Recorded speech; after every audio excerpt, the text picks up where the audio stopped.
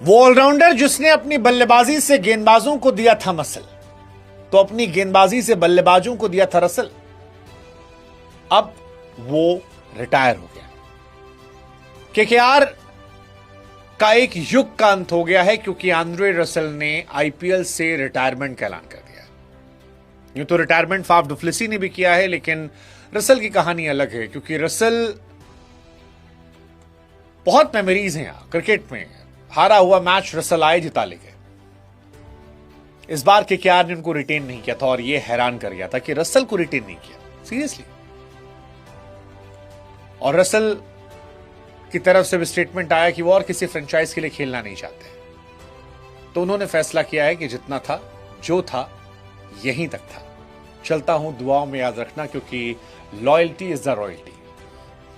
Andre Russell IPL से retire हो गए हैं। हालांकि ये लॉयल्टी वर्सेस रॉयल्टी वाली कहानी में केकेआर ने भी उनको इनाम दिया है और पावर कोच बना दिया है।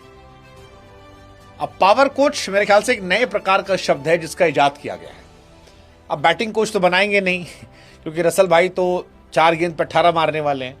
बॉलिंग कोच भी फुल टाइम वो बॉलर नहीं है, बट पावर कोच एक्चुअली अच्छा है। बॉलिंग में भी वो पावर है, आते थे बोल्ड मारते थे 2 ओवर 3 ओवर, और बैटिंग में भी वो पावर थे, इसीलिए शायद उनको पावर कोच बनाया गया है।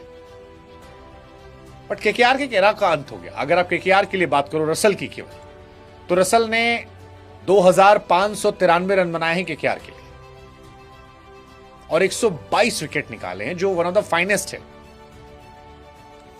2 टूर्नामेंट में टॉप प्लेयर उन्हें, आईपीएल 2015, आईपीएल 2019।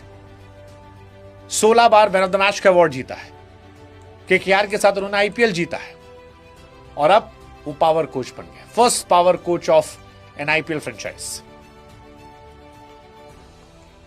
हालांकि कई बार लगता है यार कुछ खिलाड़ी और खेल सकते, जैसे केलन पोलार्ड का मुझे कई बार लगता है कि वो खेल सकते थे 1-2 सीजन।